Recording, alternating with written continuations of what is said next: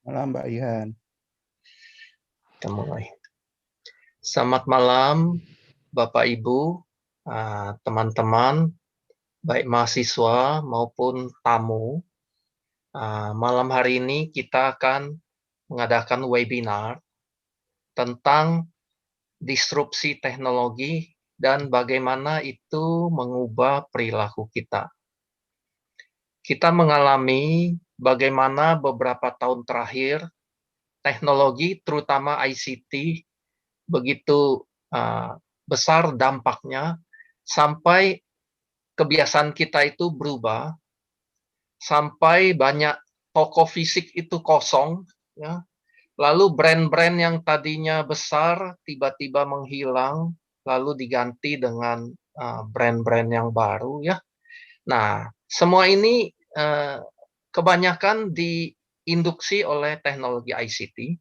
Dan karena itu pada malam hari ini kita mengundang tamu kita dari Telkomsel, ya, Pak Arief Gunawan.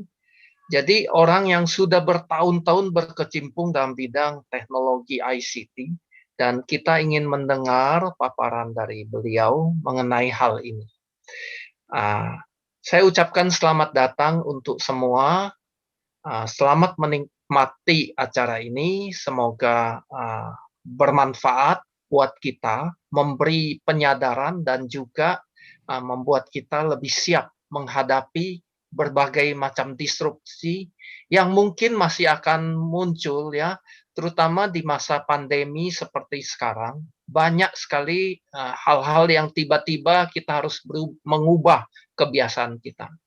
Oke, selanjutnya acara saya serahkan kepada Pak Ihan sebagai moderator. Silakan Pak Ihan. Terima kasih Pak Henry. Jadi tadi Pak Henry sudah memperkenalkan sedikit pembicara kita malam ini adalah Bapak Arief Hamdani Gunawan. Beliau Vice President Regulatory dari Telkomsel, juga bagian dari Advisory Committee dari IEEE Indonesia Section. Jadi Pak Arief akan memandu diskusi kita malam ini ya ke arah disrupsi yang merubah behavior kita dan bahkan juga aspek bisnisnya. Pemaparan sekitar 40 menit, lalu nanti kita masih punya cukup banyak waktu untuk tanya jawab. Silakan Pak Arief. Ya. Oke, makasih Pak Ihan. Selamat sore rekan-rekan. Saya coba share gitu ya, tapi sebelum mulai kita dulu, coba kita ngelihat apa sih pendapat teman-teman. Ya, ini bisa dilihat di Mentimeter ngisinya. Susah nggak ngisinya ini? Ya, itu ada alamatnya di atas, kelihatan nggak ya? Kelihatan nggak ya nih Pak Ian? Yang go to Mentimeter www.menti.com ya. masukkan kode itu. Oke, bisa kita coba, silakan. Apa ya di kita apa nih pemikirannya satu atau dua kata ketika kita mendengar teknologi disruption?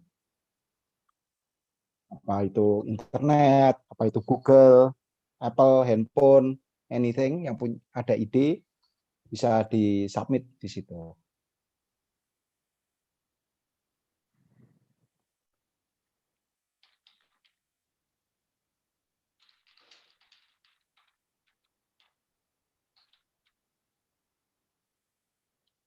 Susah nggak sepertinya pada bisa nggak ya?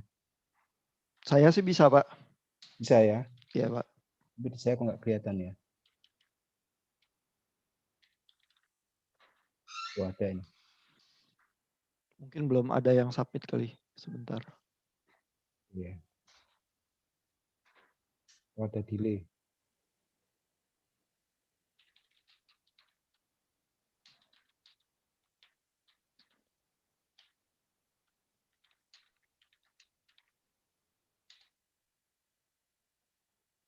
Terus ya.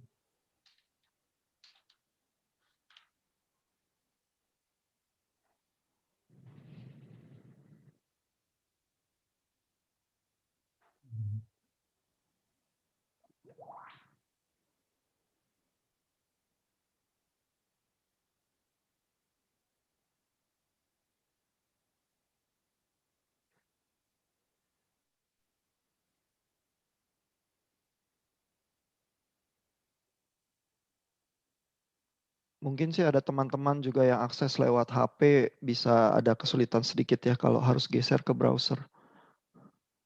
Oh iya ya. Heeh. Saya coba sambil bahas.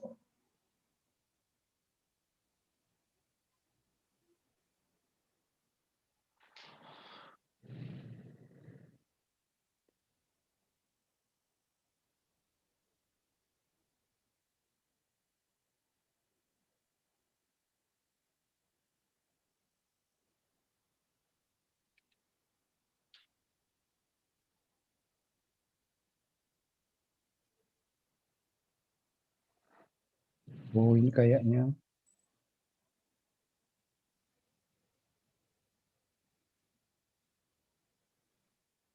Ini begitu input submit ada window berikutnya bisa submit multiple answers.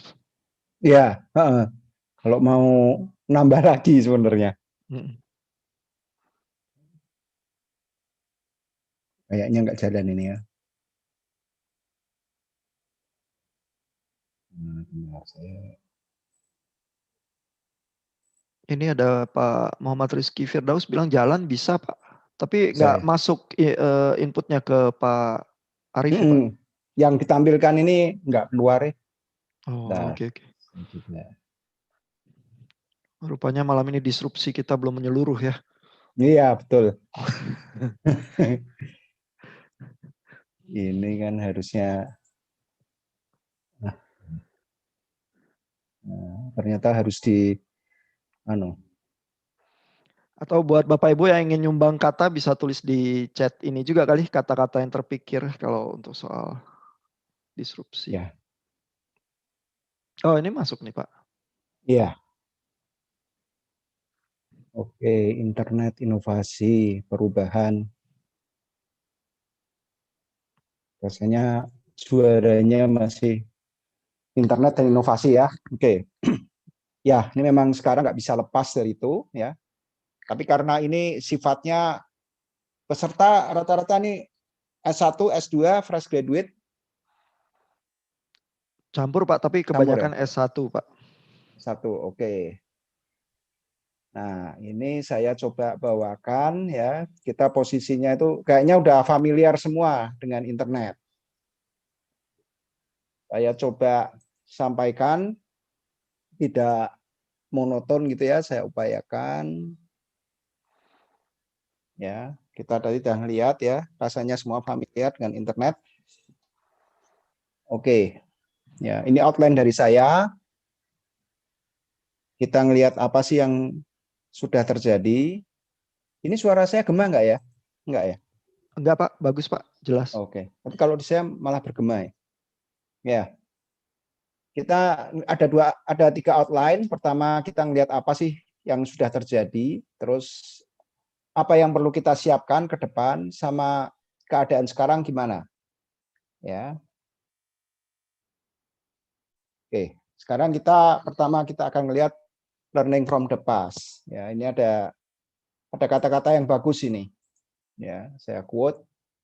Ya, intinya itu kita harus belajar ya yang lalu kita pelajari ya, terus kita mempersiapkan untuk masa depan ya, untuk kehidupan yang lebih baik ya, untuk kehidupan sekarang yang lebih baik ya, karena kita hidup di dunia saat ini ya. Oke. Nah, ini sebenarnya ada ada survei satu lagi, semoga ini lancar gitu ya. Survei satu lagi,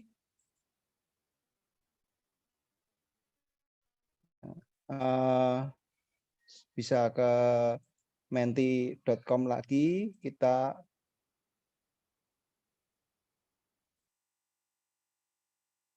kalau ke pertanyaan kedua tadi, ini kok harus di stop dulu ya, bentar ya saya. Kalau nggak di stop dia nggak refresh.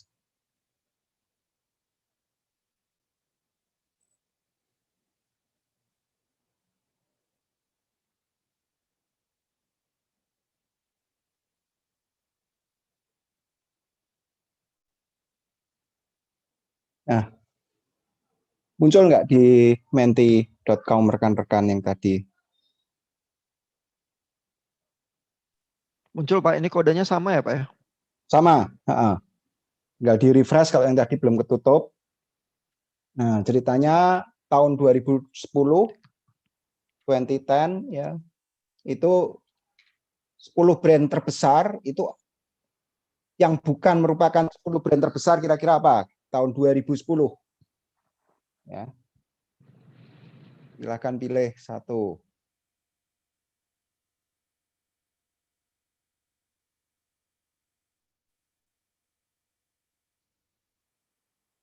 Harus keluar dulu ya baru bisa melihat hasil ya.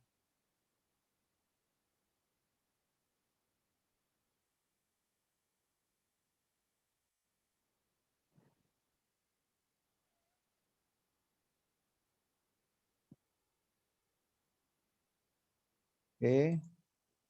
Kayaknya sudah pada sudah pada ngeling ini Pak Ihan. Sudah ya? Sudah pada paham ini. Iya. Nah, jadi kayaknya beban saya mungkin ringan ini. Oke. Surveinya 2 itu aja ya supaya nggak bosan juga ya. Jadi kita sekarang lanjut ke materi. Ya, makasih teman-teman sudah survei. Saya jadi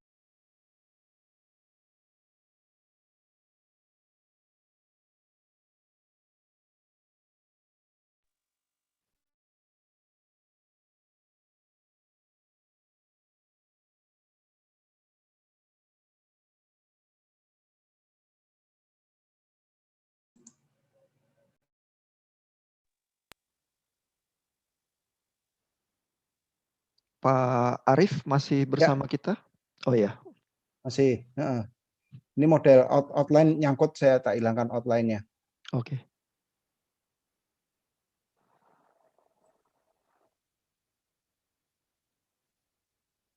Oke.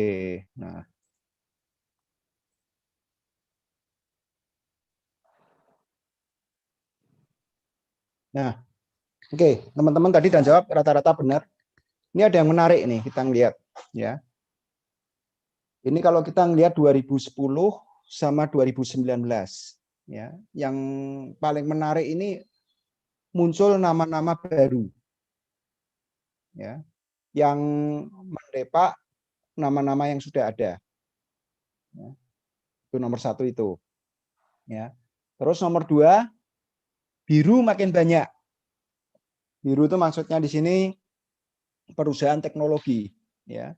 Jadi kita lihat yang di sebelah kiri tahun 2010 itu cuma ada 3 itu, Microsoft, Intel, IBM. Sebelah kanan Microsoft masih, IBM dan Intel nggak masuk. Nah, yang menarik 4 perusahaan lainnya itu tidak ada di tahun 2010, tapi bisa menjadi brand terbesar. Ya. Gitu. Ya. Yang hitam otomatis kalau diambil 10 ya porsinya berkurang. Kita ngelihat coba. Ya. Disney masih tetap ada, Coca-Cola masih tetap ada, porsinya mengecil. McD porsi mungkin masih sama, Toyota baru masuk, ya. Kemudian Mercedes juga masuk. Ya. Itu posisi tahun 2019.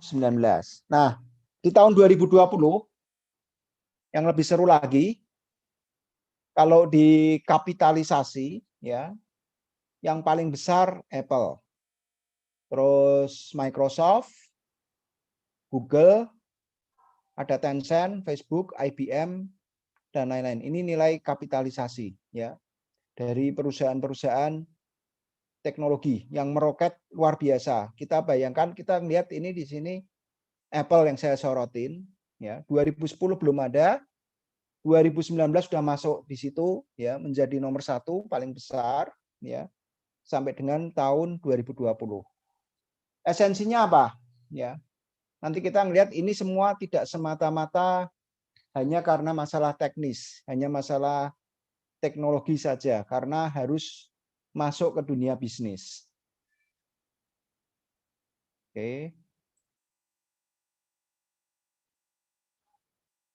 Ya, jadi kita ngelihat ya di sini munculnya brand baru itu merupakan suatu disrupsi.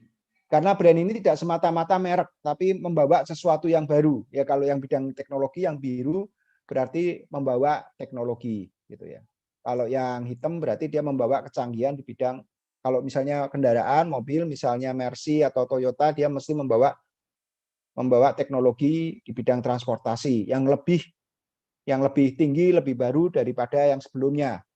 Ya, di situ misalnya ada Ford yang di tahun 2010.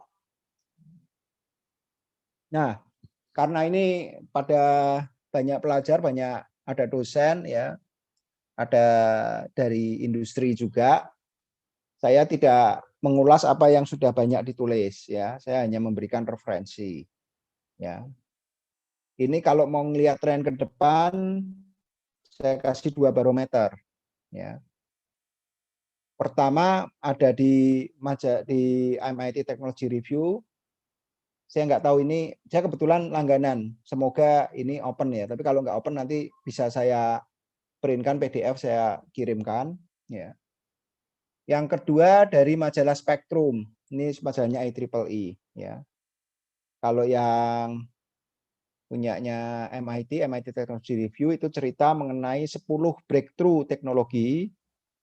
Yang Spectrum itu ngomongin ada 10 rekayasa ya, tonggak rekayasa yang nanti muncul di 2021. Yang Spectrum edisi websitenya free. Nah, kalau ngelihat di era pandemi ini, khususnya di 1 tahun terakhir ini menarik banget ini. Fenomenanya luar biasa. Secara umum banyak perusahaan yang suffer gitu ya. Ini ada di US News, ada yang di CNN. Nah, suffer ini tapi ternyata ada winner, ada loser. Ya.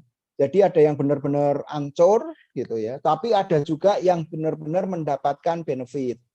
Ya, terus ada salah satu konsultan di Code ya, itu dia menggambarkan ya, ini awal tahun 2020 dia menggambarkan ada potensial winner, potensial loser. Rasanya ini cocok ini. Ya, ini sekitar Maret 2020 yang gambar di kanan, potensial loser, potensial winner. Ya, itu ada industri-industri yang akhirnya kolaps karena COVID ini. Salah satunya kita lihat tourism. Ya, terus aviasi, maritim ya, penerbangan ya. Otomotif ya, orang nggak akan beli mobil, rasanya malah jual mobil sekarang. Konstruksi, real estate, terus berjalan, terus masuk ke arah yang so-so oil and gas, terus masuk ke agriculture, e-commerce, ICT, ya sampai dengan ke medical supply and service. Jadi ternyata di sini kalau kita pelajarin ada yang bisa melakukan positioning gitu di era yang sekarang yang cenderung suffer, membuat menderita semua, tapi ada yang bisa mengambil sisi positif ya dari bisnis ya.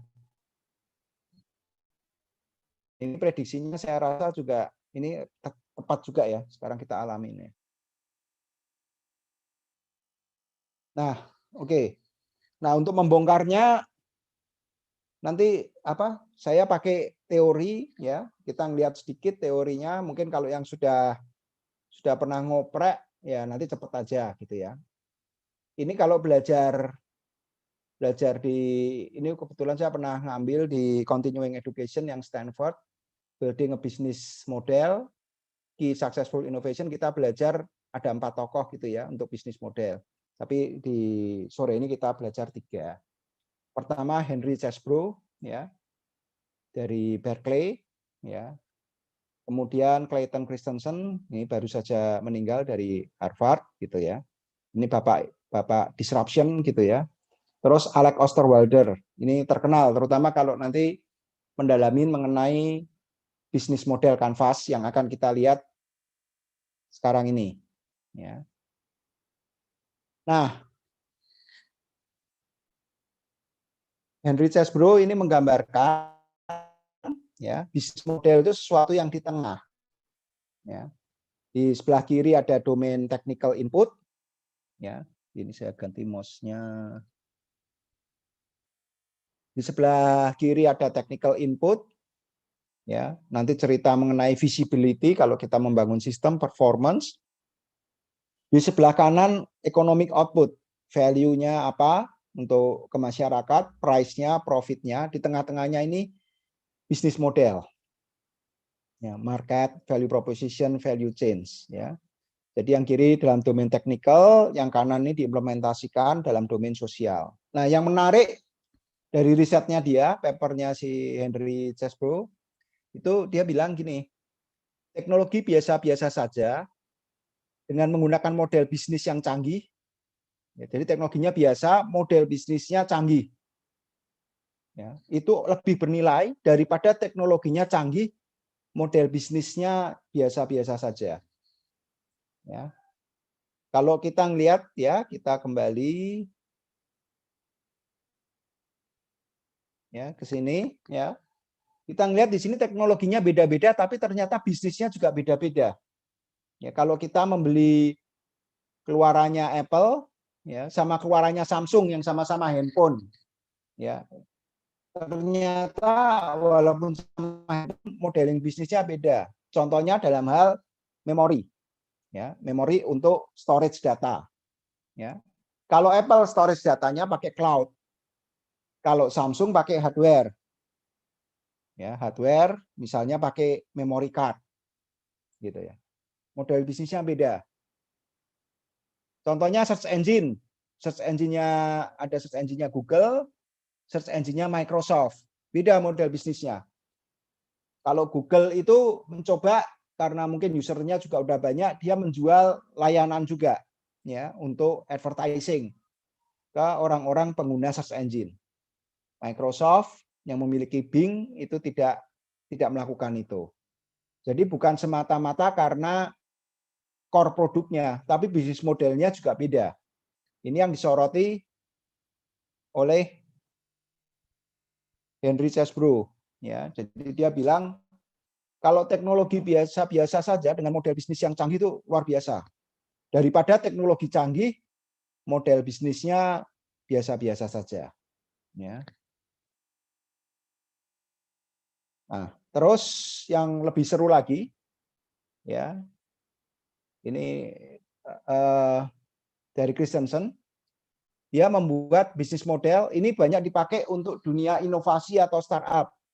Jadi nanti teman-teman kalau ngomongin startup inovasi pakainya ini daripada Canvas. Tapi kalau secara umum Canvas lebih banyak digunakan karena secara umum kan bukan terkait sama inovasi teknologi atau startup.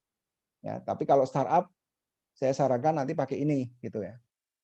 Dia ada mengelompokkan ada 4 elemen di bisnis model. Pertama value proposition untuk customer, kedua resources, ketiga proses, keempat profit formula. Nah, kenapa ini untuk startup teknologi? Ya, karena dia membagi 4 itu penguatannya beda. Ketika fase inovasi, ya, ketika startup baru pertama, ya akan bergerak rodanya, itu penguatannya di value proposition untuk memberikan solusi value kepada society, kepada masyarakat, aspek sosial. Jadi value yang diberikan apa? Resources-nya apa? Itu ketika baru pertama kali. Kemudian profit formula sama proses itu next dipikirkannya.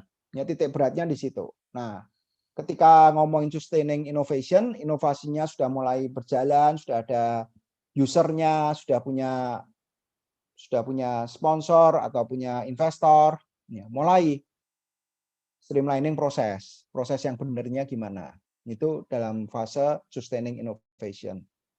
Kemudian berjalan lagi, membesar, akhirnya sama dengan perusahaan, akhirnya masuk ke area efisiensi, di mana udah ngomongin profit, harus masuk ke profit formula.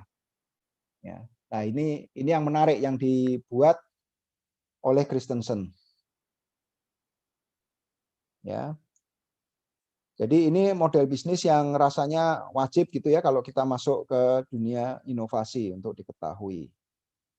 Tapi sore ini atau malam ini kita akan ngomongin bisnis model kanvas. Kenapa kok bisnis model kanvas? Ini yang paling umum dipakai. Ya. Dia membagi ada 9 komponen. Nah, nanti saya akan sangat cepat. Mungkin ada teman-teman yang sudah pernah dengar, ada yang belum gitu ya. Jadi dia untuk menganalisa ya, untuk mau masuk ke komersial gitu ya, untuk mengimplementasikan secara masif, dia membagi 9 kuadran. Ya, nanti kita lihat ada contoh ya. Oke. Nah, bisnis model kanvas ini bisa untuk tools kita ya di dalam menjalankan roda bisnis ya, menjadi suatu bisnis yang profit gitu. Ya, bisnis model. Oke, sekarang kita belajar di bisnis model kanvas ya. Nah, ada 9 komponen. Kotaknya ini kas ya. Nanti teman-teman belajar dari banyak buku. Kalau bisnis model kanvas dari Aslak Osterwalder banyak dipakai di mana-mana. Ini kelahiran tahun 74 ya. Beliau kelahiran tahun 74 dan teorinya banyak sekali dipakai ya. Beliau sekarang membuat consulting. Ya. Nah, ya kunci yang utama itu sama ya, yaitu value proposition ya. Jadi kalau kita ngelihat ada 9 kotak di sini ya, nggak usah dihafalkan ya. Ini ada kotak ya, kalau kita ngomongin teknologi, ketika kita mau mengimplementasikan bisnis, kita pegangan ini building block ya. Visibility ya, kemampuan kita sama keinginan kita ya, gitu. Yang paling utama nanti yang di tengah, value proposition ya, di situ ya. Nah, di sini kita nanti akan membahas ya, kanvas ini akan membahas bagaimana suatu teknologi itu ya, offeringnya, bagaimana apa offeringnya, terus customer-nya siapa, terus finance-nya ya. Nah, yang merah ini kita lihat bagaimana itu ada di visibility ya, ini visibility ya. Yang biru offering di tengah, apa yang kita tawarkan kepada masyarakat dari resource yang kita miliki. Kemudian customer-nya ya, desirability ya, ini customer-nya. Kemudian dukungannya, misalnya dukungan keuangan ya. Jadi yang di hijau ini adalah resource side ya. Ini yang biru ini market side ya. Nah, yang ini saya akan cepat ya. Jadi pertama kalau kita mau melakukan suatu disrupsi ya, kita harus mengetahui customer kita tuh siapa ya. Itu yang utama, customer segment. Kemudian value yang diberikan ke customer. Kita mau ngapain sih dengan customer gitu. Apa yang kita berikan, layanan apa? Ya. Langkah berikutnya bagaimana layanan kita diberikan, ya itu istilahnya distribution channel bahasa kerennya. Bagaimana kita menjangkau customer kita. Kemudian bagaimana kita membina hubungan, customer relationship, membina hubungan dengan customer kita. Ya. Bagaimana kita mengintegrasikan ya dengan bisnis model kita ke customer kita. Kemudian uang masuknya dari mana saja. Resources yang dibutuhkan apa saja, aktivitas yang harus dilakukan apa saja. Kemudian key partner yang mendukung kita siapa saja.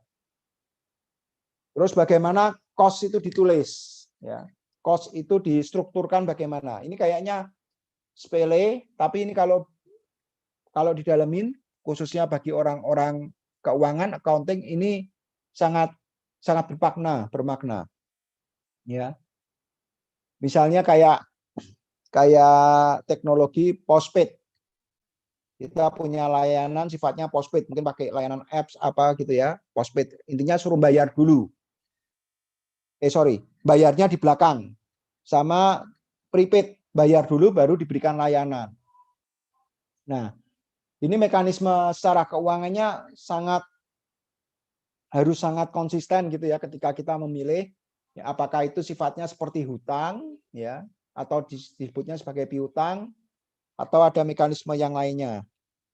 Ya, karena sekarang sangat mungkin kalau kita kayak di restoran aja nggak usah yang canggih-canggih, ada postpaid, ada prepaid gitu ya. Kalau gampangannya kayak McD atau KFC itu mungkin prepaid lah ya. Kita begitu datang belum boleh makan, harus bayar dulu. Ya, setelah kita makan udah selesai, kewajiban kita udah kita laksanakan, kita bayar. Tapi kalau restoran-restoran yang biasa, yang konvensional ya sifatnya adalah postpaid ya. Kita makan dulu, beres, dihitung, dibayar. Ya, layanan komunikasi juga ada yang postpaid, ada yang prepaid gitu ya. Nah, di dalam dunia aplikasi ada yang postpaid, ada yang prepaid. Gitu. Nah, bagaimana menstrukturkannya itu ada di sini.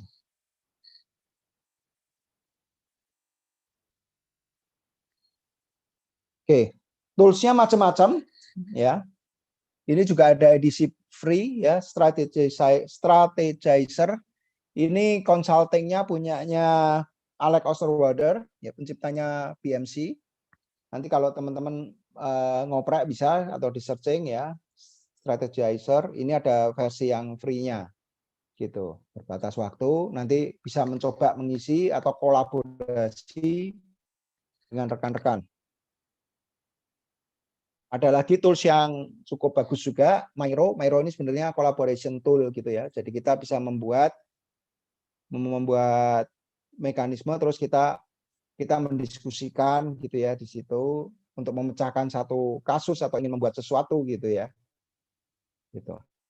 Nah, ini barang umum nih, 9 kuadran ini kalau untuk melangkah ke depan rasanya perlu diketahui ya. Syukur kalau nanti mau pakai punyanya Christensen ya. Nah, kita coba bedah ya daripada mengawang-awang. Kita coba membedah realnya gimana sih disrupsi teknologi ya. Kita bedah menggunakan BMC. Ini teman-teman lihat dari Forbes ya. Saya ambil dari Forbes beberapa minggu lalu gitu ya. Itu ada 10 ranking perusahaan di Forbes ya. Brand value-nya dinilai, ada Apple di situ. Nanti saya akan ambil 2 contoh, satu dari Apple, satu lagi dari Coca-Cola. Ya, Apple itu teknologi yang nomor 1, brand value tertinggi. Coca-Cola itu brand value tertinggi untuk beverage. Nah, kita akan bahas Apple, khususnya Apple Pay. Ya. Nah, Apple Pay itu menarik ya. Ketika awal-awal ya diluncurkan oleh Tim Cook, waktu itu CEO-nya Apple ya. Dia punya semboyan life is fragile, we are not guaranteed a tomorrow. Ya, dia nggak bisa menggaransi hari esok. Jadi kita harus berupaya memberikan semaksimal mungkin yang kita miliki. Ya, jadi waktu dia belief-nya waktu itu iPhone itu sangat banyak usernya, ya. Dan dari user yang banyak itu mempunyai kapabilitas untuk Apple Pay, ya, pembayaran menggunakan Apple. Kemudian diinstal cukup banyak di Amerika khususnya, ya ini surveinya di Amerika. Kemudian di Amerika sama di internasional rasanya ini juga porsinya cukup menjanjikan, di internasional 47%. Ya. Terus sudah bisa NFC. NFC itu ya nggak usah bersentuhan gitu ya, pakai radio jarak pendek gitu, kurang dari 10 meter. Kurang dari 1 meter. Ya. Itu Apple Pay itu nanti kita akan lihat dia masuk kemana, ke retailer ya. kita rumuskan bisnis modelnya gimana. Nah, ini mungkin lebih seru di sini. Nah, Apple Pay, kita berangkat dari mana ini, gitu kan?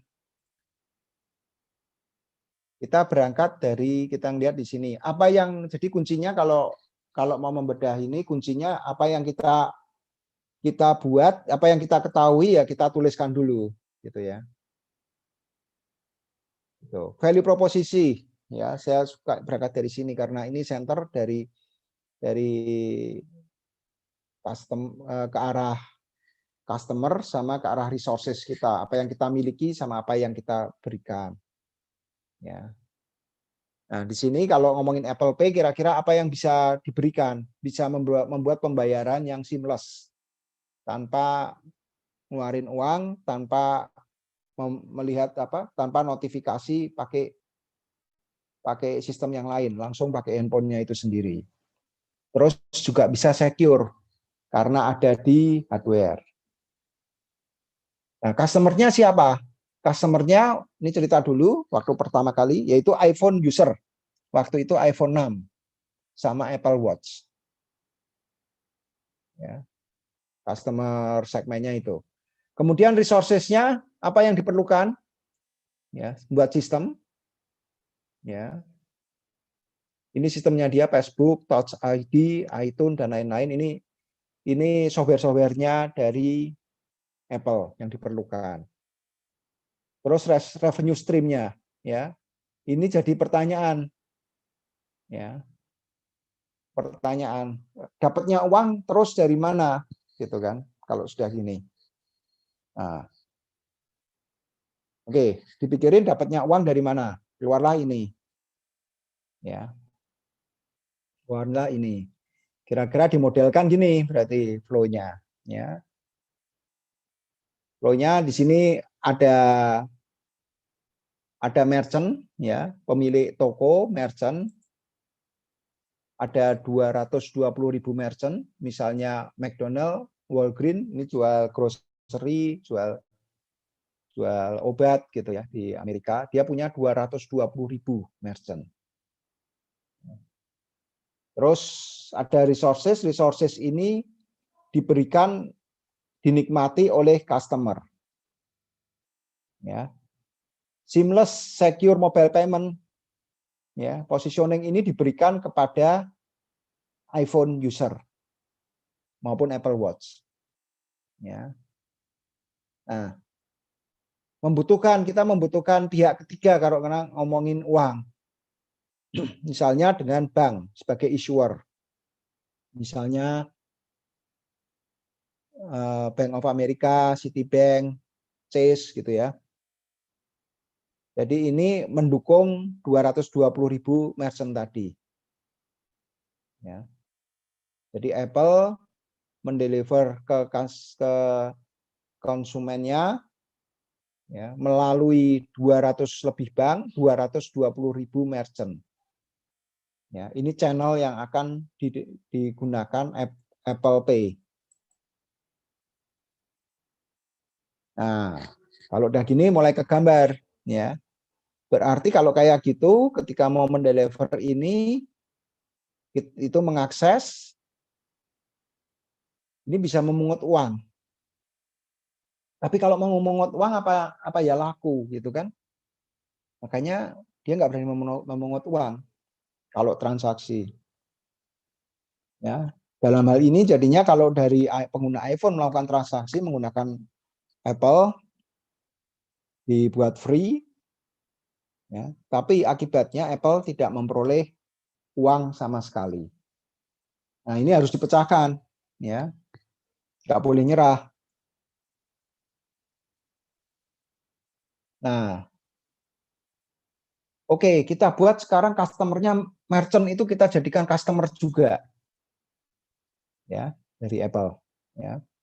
Jadi merchant itu bisa Apple Pay bisa memberikan layanan untuk mengakses customer mobile-nya, gitu. Jadi merchant bisa mengakses, ya, mengakses itu dalam arti luas ya, mungkin memberikan informasi, mungkin memberikan mungkin memberikan offering atau program terhadap usernya, ya, terhadap mobile customer dari pengguna iPhone maupun Apple Watch.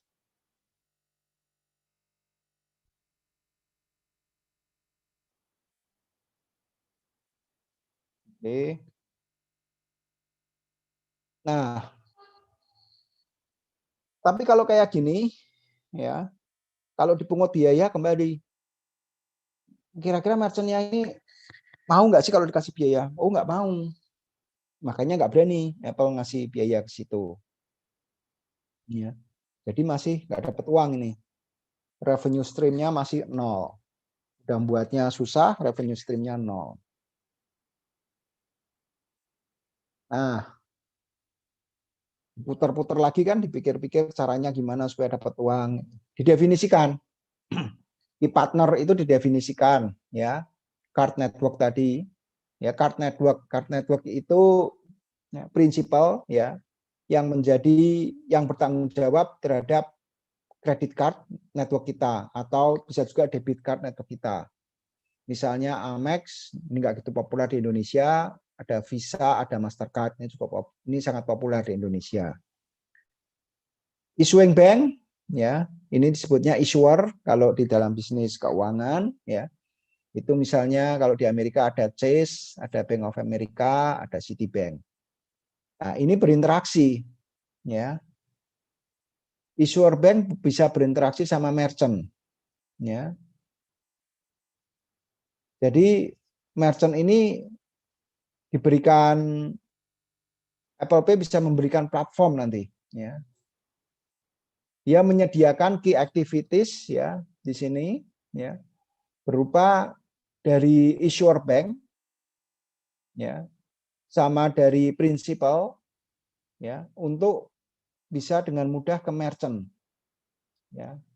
Mungkin untuk gambaran, ya, sekarang mungkin harganya ada relatif murah dulu, ya, gambarannya EDC, Electronic Data Capture, yang kalau kita ke supermarket gesek kartu ATM, kartu debit atau debit ATM atau kartu kredit, itu harganya sangat mahal.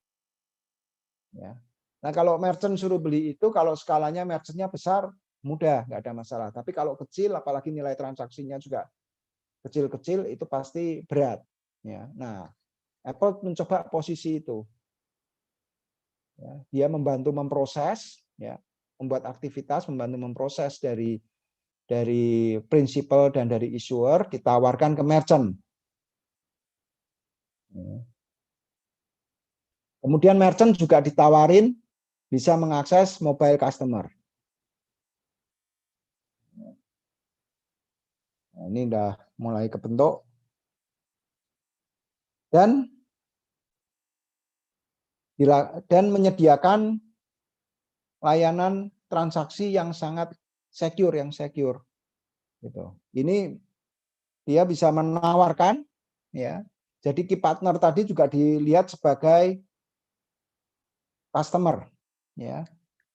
Secure mobile transaction bisa ditawarkan kepada issuing bank, ya, bank penerbit kartu tadi, ya. Chase, misalnya Bank of America, kalau di Indonesia misalnya Mandiri, BRI, BCA, dan lain-lain. Ya. Dia bisa menggunakan layanan yang disediakan Apple Pay, Secure Mobile Transaction. Di sini Apple memposisikan principal card, ya, misalnya Visa dan Mastercard ada di sebagai channelnya untuk bisa memberikan layanan, ya, yang secure tadi, sehingga suatu bank, ya, bisa terhubung ke bank lain dengan card network. Ya. Ini misalnya kita punya kartu Mandiri, kita geseknya di EDC-nya BRI. Ya, itu kan sudah bisa dilakukan. Kenapa bisa? Karena ada channel. Ya. Situ. Nah, ketika ini dilakukan, ya, ini baru duitnya di sini. Gitu kan. Apple Pay boleh dong saya mengkolek uang karena ada value. Gitu. Nah, misalnya 0,15% atau 0, sampai 0,25% per transaksi. Nah, ketika ini terjadi, ini baru bisa sustain suatu bisnis itu. Ya. Nah, ini esensinya untuk membuat sesuatu yang bisa mendisrupt. Ya. Oke. Contoh kedua Coca-Cola. Nah, ini cerita sejarah. Saya nggak tahu seberapa teman-teman familiar dengan sejarah ini. Semoga belum pernah gitu ya, berarti dapat insight kalau belum pernah. Kalau minum Coca-Cola saya yakin sudah pernah minum semua. Ya. Mei 1886 Coca-Cola itu ditemukan ya oleh Dr. John Pemberton, itu seorang farmasi. Ya. Dia seorang farmasi ya dari Atlanta, Georgia. Dia membuat resep minuman ya dijual gitu. Nah, pada dasarnya dijual dan diproduksi itu kira-kira malah tekor gitu ya. Dijual harganya katakanlah $50 ya. Harganya itu cost-nya kira-kira $70 gitu. Sale-nya bisa $50, cost-nya $70 kan tekor itu. Nah, tapi ada hal yang menarik ya, karena menyerah akhirnya John Pemberton itu menjual resepnya tadi ya. Resepnya tadi dijual pada kurang lebih 1 tahun, dijual seharga berapa ini? $2.300 ya. Di situ. Dijual kepada Asa Chandler gitu. Dan yang menarik di situ, Asa Chandler kemudian dia sangat agresif ya. Sangat agresif dan dia mempunyai dan akhirnya Coca-Cola tadi ya itu tersebar di mana-mana ya, meningkat luar biasa 1890 dan meningkat luar biasa cuma 3 tahun dan akhirnya 1900 sudah meningkat luar biasa. Ya, padahal beli resepnya tadi cuma 2.300. Tapi apa yang dilakukan? Nah, kita ngelihat.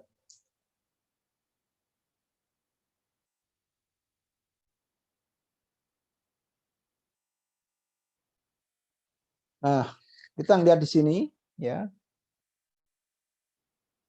Kalau dibedah di sini ya, tujuannya sama, mass market, children, anak muda ya, seperti sama dengan yang kita ketahui saat ini. Ya. Tapi dia mendefinisikan dengan terstruktur gitu ya. Tujuan-tujuan utamanya ya. Yang adults ya, distributor ya dibagi-bagi. Kemudian value proposisinya ya penghilang dahaga gitu ya, ya gula gitu ya. Rasanya kekeluargaan dan lain-lain gitu. Rasanya populer gitu ya, familiar. Kemudian bagus di hari yang panas ya, menyejukkan gitu ya dan lain-lainnya. Ya, dia membuat suatu proposisi terhadap value produknya dia. Terus channel yang dia akan buat, dia definisikan.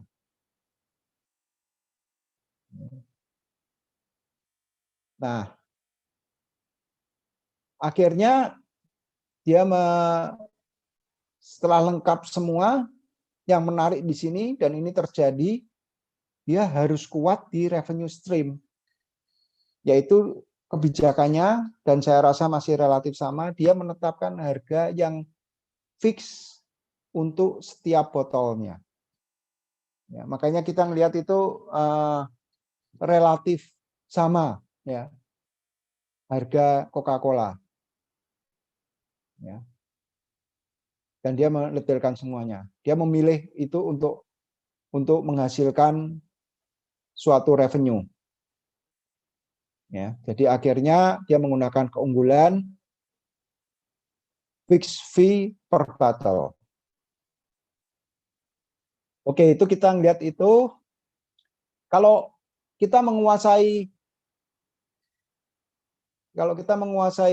BMC tadi, bisnis model canvas, kita sebenarnya ada di mana?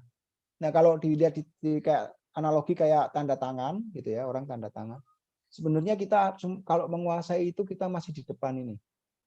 Ya. Jadi kalau tanda tangan masih di sini.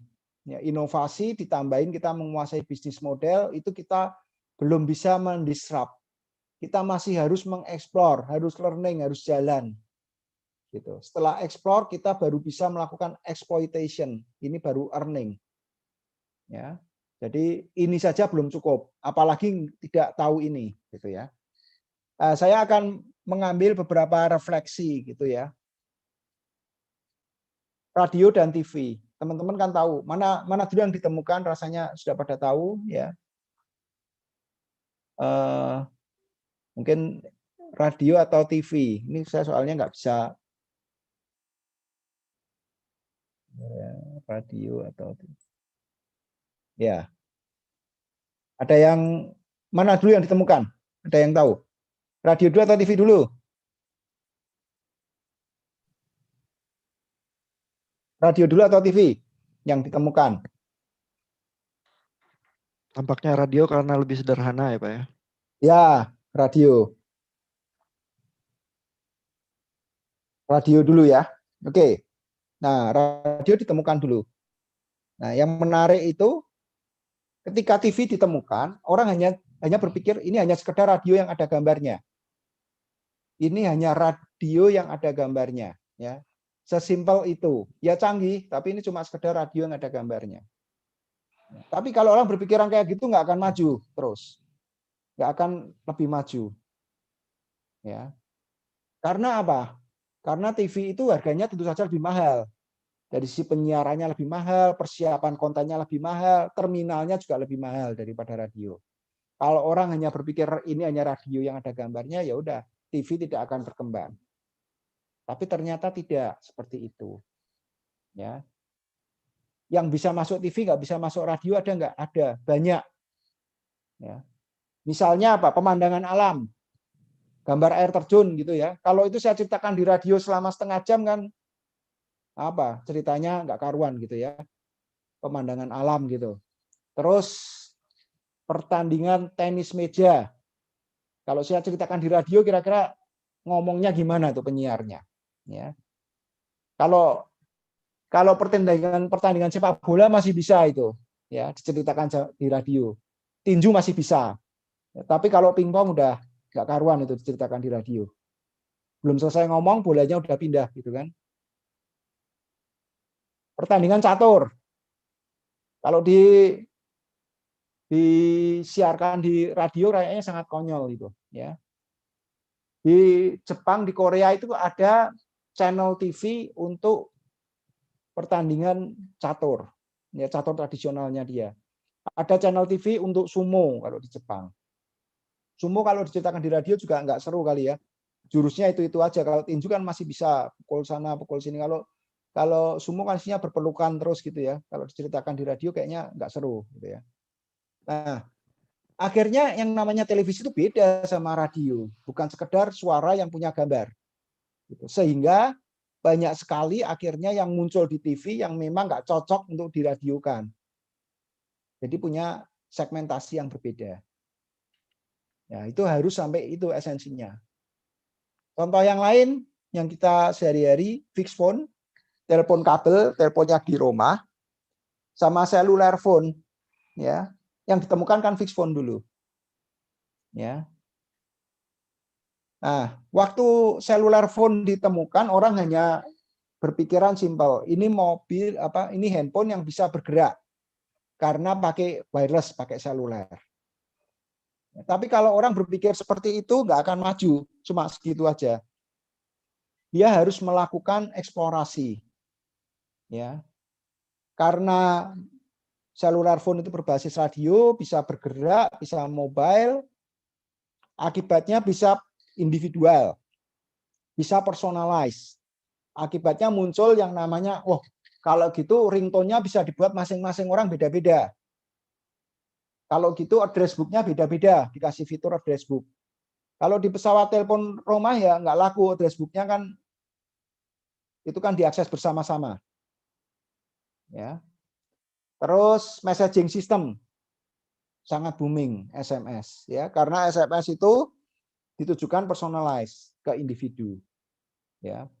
Bukan seluruh kantor untuk membaca SMS, bukan seluruh rumah untuk membaca SMS.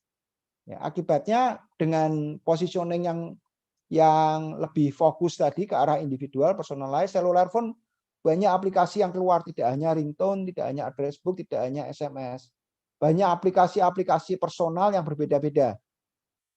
Saya yakin-yakinnya dari kita semua kalau dilihat apps-nya di handphone kita, tidak ada yang 100% sama dengan rekan-rekan ini. Mesti ada yang beda. Ya. Mesti ada yang seneng yang mana, pasti beda-beda. Ya. Kemudian, saya percepat ya. Kemudian voice sama SMS. Ya. Rasanya walaupun SMS tampaknya lebih sederhana, tapi ditemukannya lebih belakangan daripada voice ya, voice phone, voice call. Ya, ternyata ini juga positioningnya beda. Ya. Saya kasih contoh. Bukan hanya sekedar ini hanya pesan yang tertulis. Ternyata bukan hanya sesimpel itu.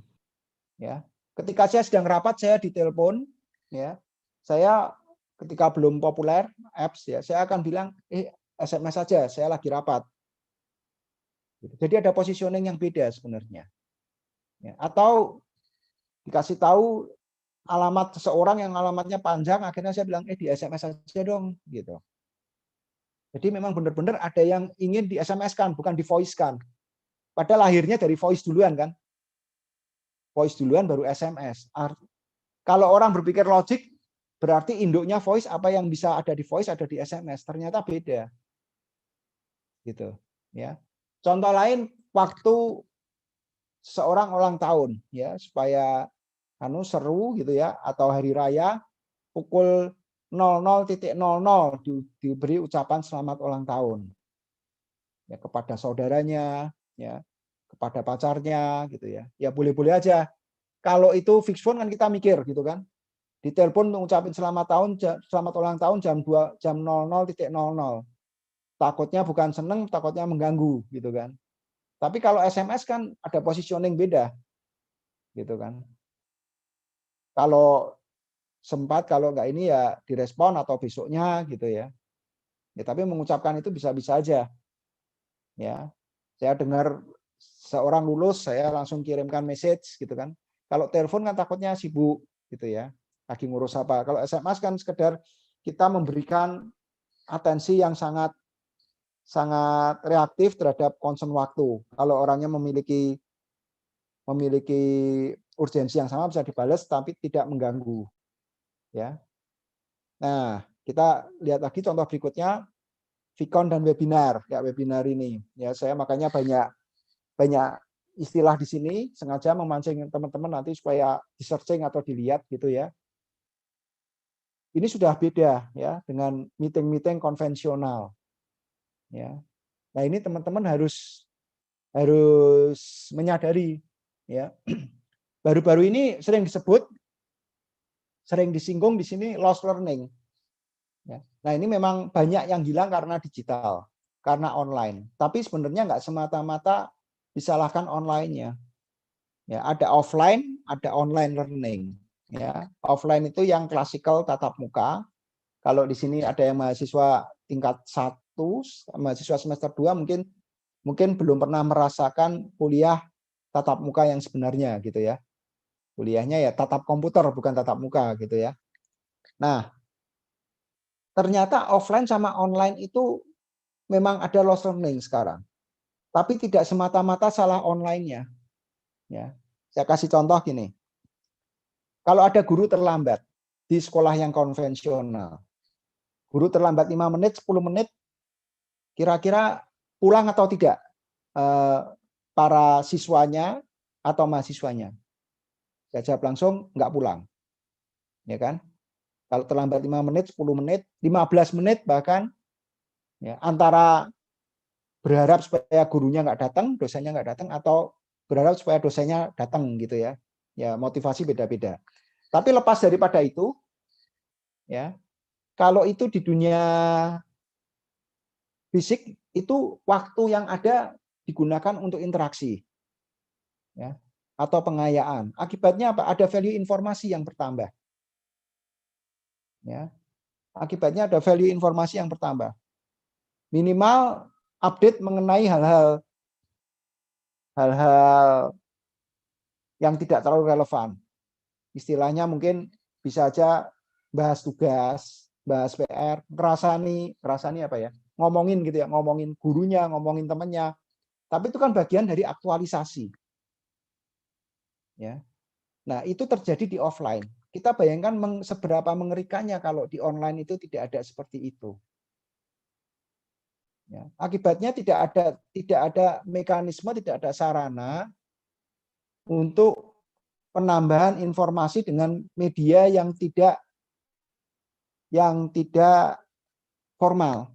Ya. Contoh lainnya ketika jam istirahat. Ya. Saya yakin di sini teman-teman sudah mengalami sekolah dasar semua. Jam istirahat kita nggak pulang.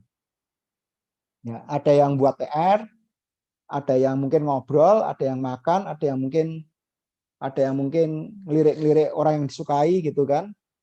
Anak laki ke yang anak perempuan ke anak laki, ya terserah gitu ya. Nah, poin saya sebenarnya di situ ada value yang dilakukan. Nah, kalau sekarang yang itu bisa terjadi kalau di dunia online itu tidak ada gitu ya. Value yang dirasakan nggak ada. Nah, sebenarnya media itu perlu ya.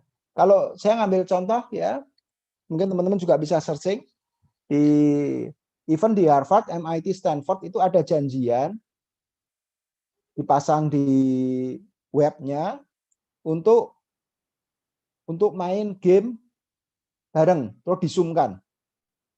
Among Us. Mungkin udah pada tahu ya, Among Us dan yang lain-lain gitu. Game ada 4 tokoh, nanti satu tokohnya itu jadi penjahat. Itu kita menebak. Jadi kalau kita masuk di situ kita bisa aja sebagai penjahatnya atau bukan. Ya, kalau penjahatnya ketangkep nanti dibuang ke angkasa luar. Gitu. Nah, itu janjian untuk main bersama. Artinya apa? Sekolah itu menyediakan tempat untuk bermain, tapi sekolah tidak menilai bermain itu. Ya, kayak di dunia konvensional sekolah ngadakan tempat untuk anak-anak berlari-lari, ada kantin, tapi nggak akan dinilai mau larinya canggih, mau permainannya menang terus atau enggak, ya udah terserah. Tapi itu mekanisme untuk aktualisasi. Nah, itu yang banyak terlupakan. Ya. Kalau namanya SD, SMP itu sangat perlu. Apalagi bentuknya adalah paket pendidikannya. Suka nggak suka harus ditelan, gitu ya. Nah, sarana itu harus dilakukan. Kalau kuliah masih mending, ya, karena sistemnya course. Kita masuk dari jurusan yang kita inginkan. Dari jurusan yang kita inginkan itu ada beberapa mata kuliah, itu ada yang pilihan juga kan. Artinya sebenarnya tergantung dari desire, keinginan kita. Tapi kasihan yang adik-adik kelas kita, ya putra-putri kita yang harus menelan semuanya harus suka, semuanya harus dinilai. Kalau ternyata support sistemnya sebenarnya treatmentnya seperti course, seperti pembelajaran orang dewasa. Padahal butuh sarana-sarana kebersamaan dan lain-lain mereka. Karena untuk menghadapi semua makanan yang harus ditelan. Gitu. Jadi ujung-ujungnya itu ya di offline ini tidak seimbang dengan online karena yang di offline itu banyak yang masih belum dilakukan, yang di online masih belum banyak dilakukan. Ya. Contoh mekanisme hukuman, rasanya saya yakin teman-teman masih mengalami semua lah ya. Saya membaca satu paragraf ketika saya sekolah, terus paragraf berikutnya dilanjutkan dengan anak di sebelah saya atau gurunya acak menunjuk. Ya, ketika tidak bisa melanjutkan akan dihukum. Gitu ya. Nah, yang jadi menarik di situ ya ada mekanisme itu. Ya, itu harus dipikirkan di online itu. Ya. Kalau pendidikan dewasa mungkin no problem menurut saya. Ya, tidak terlalu masalah. Dikasih reading material, bisa membaca, bisa menghayati, ya tanggung jawab masing-masing kalau udah dewasa. Tapi kalau anak kecil begitu kan, nggak ada mekanisme seperti itu rasanya banyak yang miss. Gitu. Nah, at the end makanya agak ada loss learning. Kemudian juga harus disadari sebenarnya online learning itu ya seperti kita lihat gejala-gejala, kalau kita lihat tadi radio sama TV, kita melihat gejala radio, TV, fixed phone, cellular phone. Online learning pun itu tidak mapping 100% sama dengan offline. Harus ada value yang berbeda dari online itu. Kalau online hanya sekedar bacakan buku, ya satu arah ngomong terus, itu juga pasti akan boring. Gitu. Harus ada angle-angle yang ini kita harus pecahkan bersama, gitu ya. Yang menarik seperti apa, ya tantangan kita bersama. Ini termasuk di perusahaan juga ya, karena perusahaan juga harus ada learning juga. Ya, online learning ini harus memiliki value yang berbeda. Misalnya kalau di kedokteran gitu kan nggak mungkin saya menghadirkan jenazah untuk dioperasi, diotopsi gitu ya. Tapi dengan online learning ini sangat mungkin. Ya, dengan melakukan itu bisa banyak yang menonton. Ya. Nah, yang seperti ini harus banyak tereksplorasi ya fasenya. Karena kita sudah ngalamin ini berbulan-bulan. Ya, online learning ini kita sudah merasakan berbulan-bulan, kita harus stagingnya sudah harus lebih advance ya. Jangan kayak kasusnya TV ya. TV waktu awal ditemukan hanya radio yang ada gambarnya. Gitu. Sekarang kita mengetahui banyak yang bisa masuk TV yang diradiokan kurang tepat gitu ya. Karena ada positioningnya beda. Oke. Oke, saya lanjut dikit.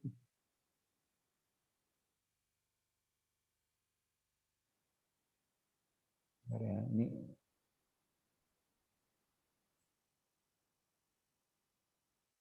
Ya.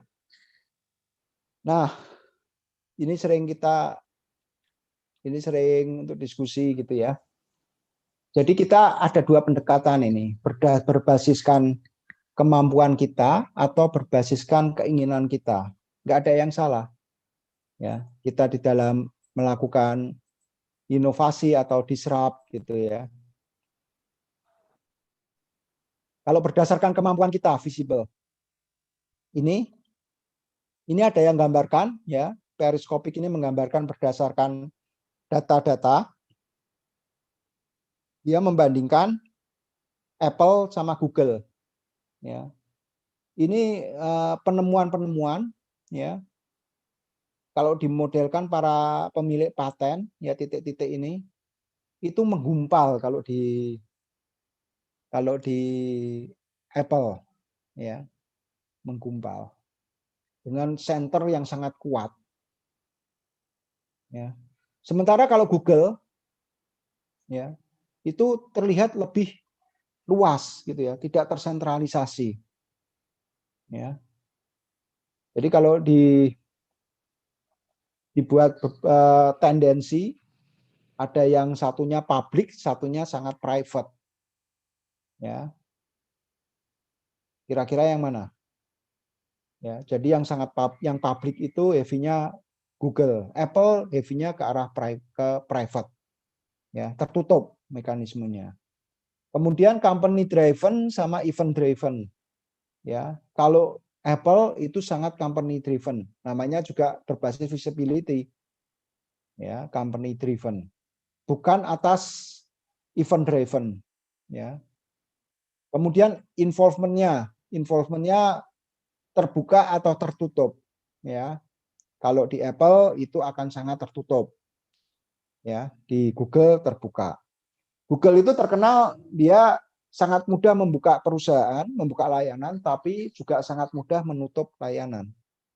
Mengakuisisi, kalau teman-teman ngikutin ya, messaging system Google itu punya banyak dan banyak yang mati juga. Kemudian mana yang agile, mana yang robust. Yang agile cepat, tangkas ya ke Google, robust ya sangat kokoh, solid ya itu Apple ya. Kemudian ada pendekatan lain, ada Tesla yang muncul ya sama Amazon ya, banyak layanannya ya. Tesla meluncurkan yang sangat sophisticated dengan terus di trial, ini mirip dengan Apple. Ada yang seperti Basar atau Katedral. Basar itu pasar ya, orang sewa lapak-lapak ya, lapak-lapak bayar ya.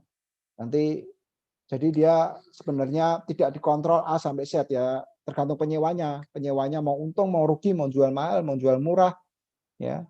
Itulah Basar. Tapi kalau membangun katedral dengan ekosistem semuanya harus rapi ya. Ya, bahkan atapnya pun harus rapi ya. Jadi pendekatan ini pendekatannya Apple. Terus company support. Kalau dari Apple, company supportnya karena dia visibility, resources-nya bisa sangat didukung oleh company. Ya, jadi disupport company. Tapi kalau Google ya, dia less company support. Ya, dia bisa sangat adaptif ya, tapi ya Google tidak involve terlalu banyak juga ya. Kemudian adaptasi dari internal atau dari luar ya. Kalau Apple banyak dari dalam, kalau Google banyak dari luar. Nah, ini ada pembahasan lagi, ini dari Sloan Review dari MIT ya. Di era COVID ini dia kategorikan jadi 4 kuadran ya. Yang atas ini dikelompokkan menjadi ini terhadap COVID-nya ya. Ini bisa masuk ke COVID, ini muncul di era COVID ya, era awal dari COVID. Yang di sini sustain-nya kira-kira ini temporer saja atau sustain. Nah, semuanya kita ada di mana, kita harus paham dan kita next-nya seperti apa. Nah, bahasanya ada di Sloan MIT Review, ini business school-nya MIT ya. Ini hyperlink-nya. Yang kiri bawah yang untuk pre-COVID muncul ya dan sifatnya temporer. Ya. Ini hanya sesaat. Restoran menciptakan outdoor dining. Ya. Ini dia untuk melakukan adaptasi. Kemudian mungkin ini Reckitt Benckiser ini mungkin teman-teman tahu Dettol gitu ya, Lysol, ya, alat-alat disinfektan gitu. Nah, ini dia melakukan adaptasi secepat-cepatnya terhadap fenomena COVID ini. Ya, positionnya sangat bagus ya. Dia sebenarnya lanjutan dari itu apa? Dia harus melakukan rekonfigurasi resource-nya dia. Backroom-nya dia harus siapin resource-nya untuk terus mendukung adaptasi ini. Yang temporer. Kemudian pre-COVID juga yang sustain, ya, strateginya disebut optimizer. Ya. Misalnya yang dilakukan oleh IKEA, ya. IKEA Pak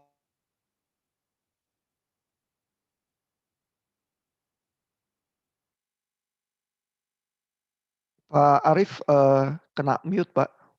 Oh ya, sorry. Ya. Ya. Optimizer, ya. Ini misalnya IKEA. IKEA melakukan itu sustain ya.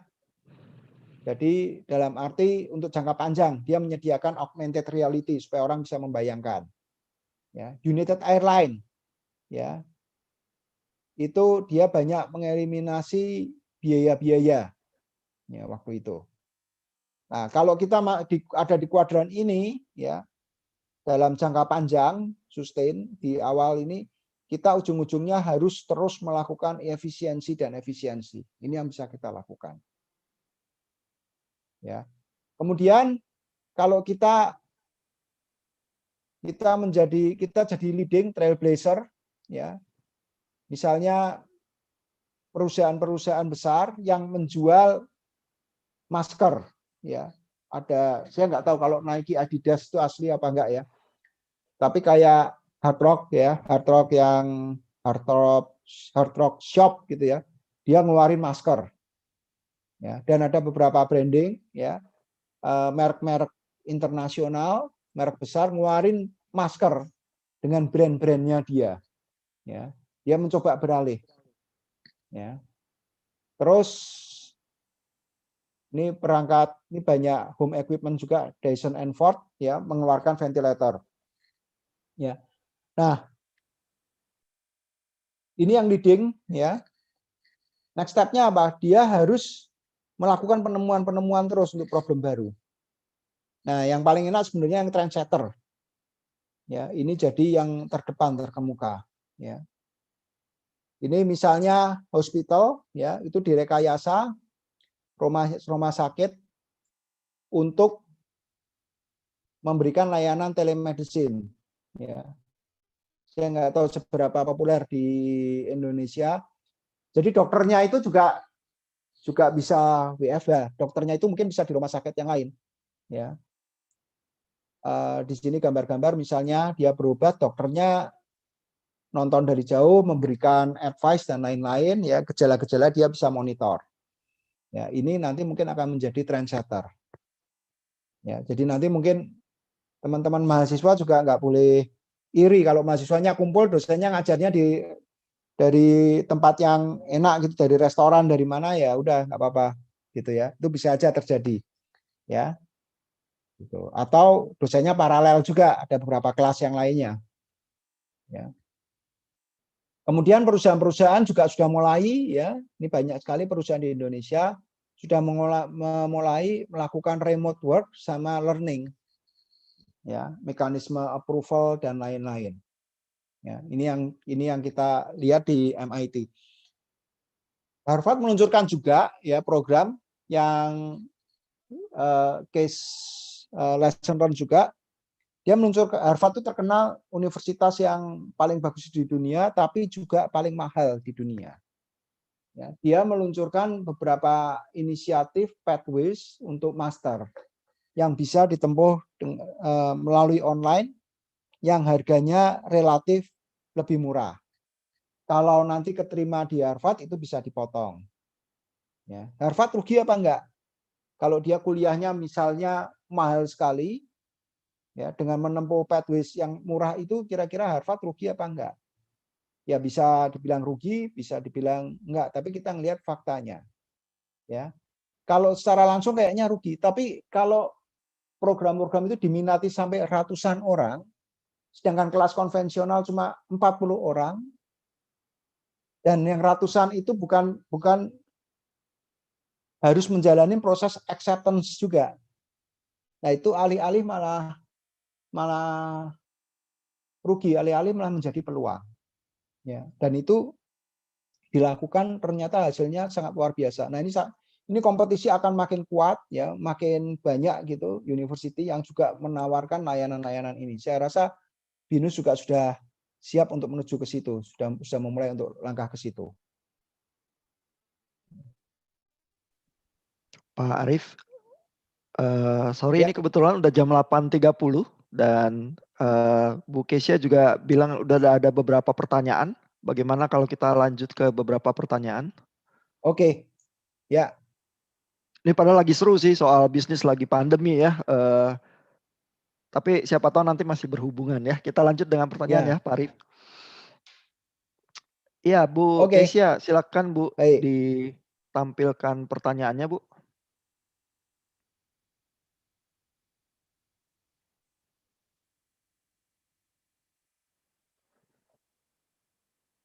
Nah, ini ada pertanyaan dari Pak dosen dari Teknik Industri, Pak Effendi Suwono. Kenapa Google bisa punya bisnis model free usage for users dengan monetizing ads. Sementara Telkomsel tetap iklanin users meskipun udah bayar servisnya. Oh, ini pertanyaan untuk Telkomsel nih. Silakan Pak Arief. Ya, ya. Nah, menarik nih. Google itu berangkatnya dari free, ya, free betul. Ya, ini yang jadi rame termasuk di Australia karena dia memonetize apa yang dilakukan oleh seseorang. Ya, ini jadi rame. Misalnya gini, saya membeli sesuatu, membeli tiket pesawat ke Bali. Ya, ketika saya sudah membeli, saya searching something gitu di Google. Ya, Google sangat memahami dan sangat mengerti karena saya transaksinya misalnya menggunakan Google Chrome gitu kan, atau transaksi saya menggunakan aplikasi menggunakan handphone Android. Ya, ketika saya melakukan searching pakai Android tadi, searching buku atau yang lain-lainnya, saya ditawarin hotel di Bali. Bagi hotel di Bali itu sangat kontekstual. Daripada saya membayar perusahaan iklan yang marketnya nggak jelas, ya kemungkinan pengguna hotel di Bali itu siapa sih? Apakah orang yang ada di Bali? Bisa, tapi mungkin kecil ya. Orang udah di Bali kok nginep hotel gitu ya, mungkin ada tapi kecil. Rasanya orang-orang yang akan datang ke Bali, gitu kan. Nah, maka itu tumbuh sangat luar biasa. Memonetizing informasi-informasi termasuk yang di Australia ini, memonetizing berita ini jadi rame ya isu ini ya. Kalau kita berbicara mengenai AI ya, termasuk prediksi preference kita ya, ini jadi seru.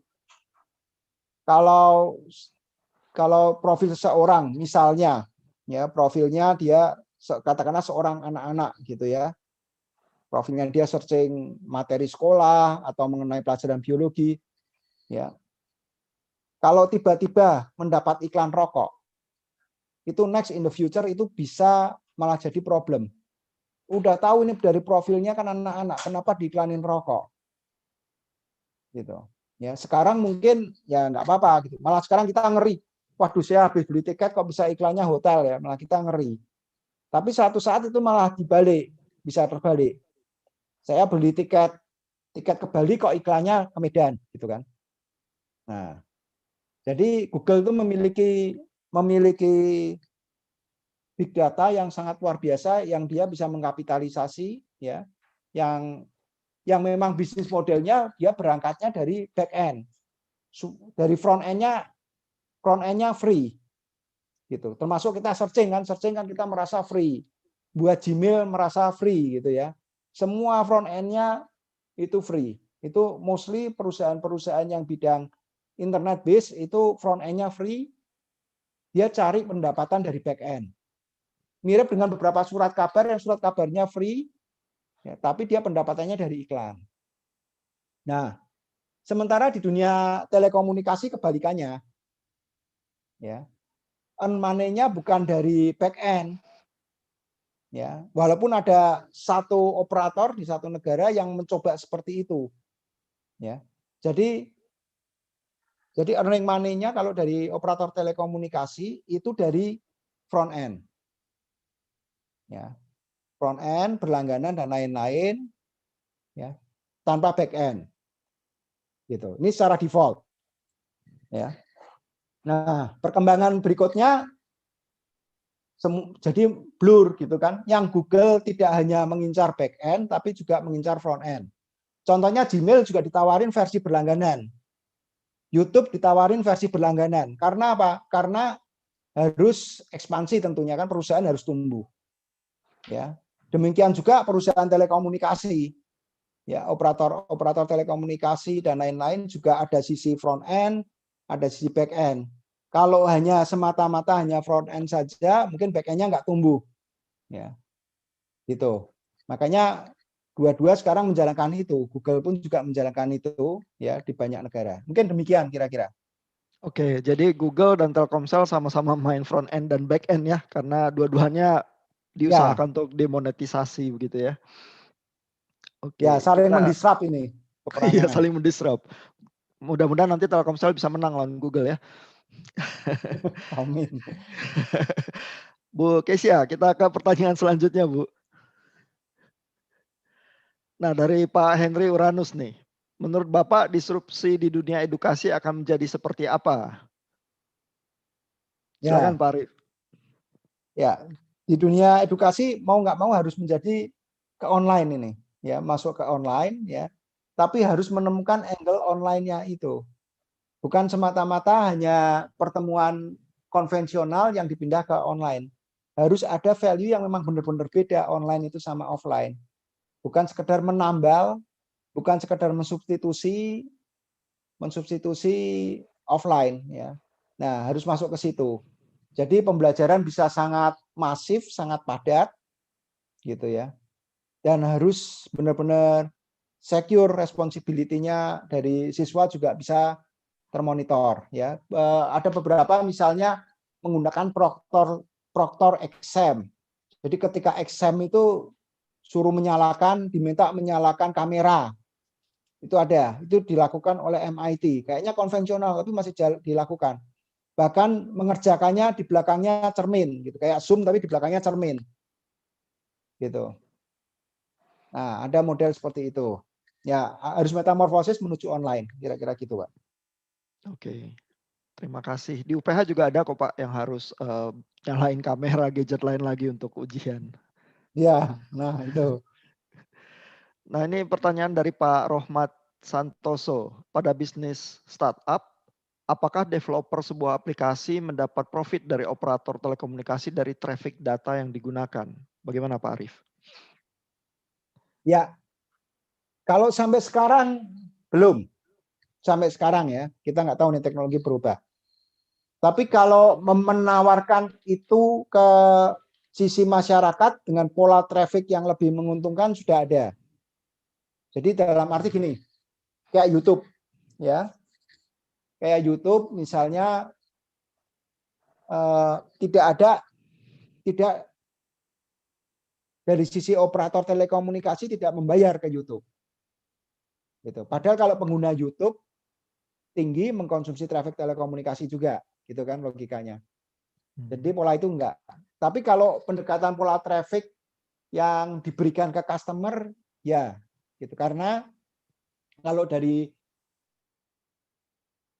model Canvas, customernya itu yang dianggap customernya dari operator telekomunikasi sampai sekarang ya benar-benar pengguna telekomunikasinya. Ya, jadi memberikan benefit ke situ. Ya, ada yang memberikan layanan-layanan, misalnya paket untuk belajar. Ya, kalau beli paket itu harganya murah. Ya, di situ. Paket video, paket Disney gitu dengan harga yang lebih murah. Ya. Tapi bukan berarti dengan penyedia kontennya, tapi lebih banyak memberikan value ke konsumen, ke customer, ke masyarakat. Gitu. Kira-kira demikian. Oke, jadi bisnis model bisa macam-macam ya dengan perkembangan teknologi itu ya. Ya. Kita lanjut, katanya masih ada 3 pertanyaan nih. Silakan Bu Kesia pertanyaan berikutnya. Nah, ini agak panjang. Halo, selamat malam Pak Arif. Saya ingin bertanya, dewasa ini berkembang isu pembelian saham dan juga cryptocurrency, yang mana naik turunnya dipengaruhi oleh sentimen masyarakat dan tokoh terkenal seperti Elon Musk di Twitter. Miliknya dengan mencuit Dogecoin dan Signal. Apakah sentimen seperti ini bisa dibilang sebagai satu disrupsi dalam dunia saham? Mohon insight-nya kenapa ini bisa dibilang disrupsi atau bukan disrupsi. Bitcoin lagi ini ya naik daun ya, karena Ya, Kirame. harganya naik dengan dahsyat ya. Silakan Pak Arif. Ya. Nah, di ujungnya dulu. Ini kira-kira kalau dibandingkan sama yang konvensional ini apakah disrupsi atau tidak gitu ya. Sekarang kita ngelihat market size dulu.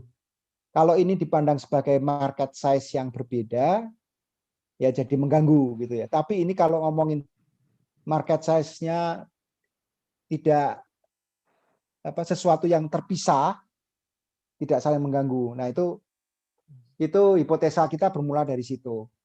Gampangnya gini, kira-kira investor itu kan punya uang. Uangnya investor itu untuk ditaruh ke saham atau ke cryptocurrency, kira-kira periuk nasinya sama apa enggak sih, gitu kan? Kalau orangnya beda, ya berarti bukan pembeli orang-orang yang melakukan investasi bisnis di cryptocurrency. Jika berbeda dengan orang-orang yang bermain saham, kalau memang beda, ya itu berarti sama sekali tidak ada relevansi, saling mengganggu. Tapi kalau kita berbicara itu market size yang sama, ya, uang yang beredar sama, itu pasti merupakan suatu disrupsi. Ya, tadinya bermain di dunia saham, uangnya dipindah ke cryptocurrency. Nah, itu pasti kejadian yang saling mengganggu, saling terkait. Fenomena yang terjadi cenderung ke nomor 2 sekarang, tentu terus terang ya. Di mana saham tadi kurang begitu bagus gitu ya di dunia, ya gejala di dunia, tapi di satu sisi cryptocurrency ini kayaknya kok stabil, dilirik gitu kan, malah ada yang naik. Di saat semuanya turun malah ini naik gitu ya. Tapi itu gejala makro ya. Gejala makro karena itu kita melihat agregat informasi ya. Detailnya rasanya kita harus case by case ya. Mana yang beradu sama mana, ini relevansi apa enggak ya. Terus juga analis dari investornya kira-kira sama apa enggak gitu. Ya, kadang gampangannya di saham pun juga sama ya, ada kelompok saham telekomunikasi atau IT, ada Dow Jones, ada Nasdaq, ada macam-macam ya. New York Stock Exchange. Nah, ini pun juga saling berkompetisi juga nih. Ya kan, karena uang investornya kan juga itu-itu aja uangnya. Tapi kalau kita ngomong investornya memang terpisah, nah ini fenomena yang serupa. Kalau ini kita pandang sebagai market size-nya beda-beda, marketnya beda-beda, ya ini kita bisa pandang sebagai sesuatu yang tidak relevan. Jadi untuk menjawab ini, kalau secara umum saya melihat ya ada, tapi kalau secara khusus kita harus melihat case by case-nya. Gitu kira-kira. Mungkin di sisi lain agak ngeri juga ya, karena ekonomi semua slowing down, terus ada yang naik. Ini apakah bukan bubble begitu ya, atau murni gambling Ya, aja gitu ya? ya betul Pak. Oke, kita lanjut ke pertanyaan berikutnya Bu Kesia, silakan Bu. Dari Pak Irfan Megajayanto, ini mahasiswa tingkat akhir baru selesai skripsinya. Akhir-akhir ini muncul sebuah provider baru yang namanya Bayu yang cukup banyak peminatnya. Tapi Bayu itu merupakan bagian dari Telkomsel yang menawarkan inovasi yang menarik. Apakah Telkomsel tidak takut terdisrupsi oleh Bayu atau ini merupakan teknik rebrandingnya? Beberapa tayangan berasal dari stasiun televisi sekarang bisa ditonton melalui YouTube. Bahkan sekarang muncul platform seperti Netflix yang menayangkan tayangan yang tidak disiarkan di televisi biasa. Apakah televisi kedepannya akan menghilang karena terdisrupsi oleh siaran-siaran yang bisa diakses melalui internet? Ada 2 itu komponen pertanyaannya Pak. Silakan Pak. Ya, menarik.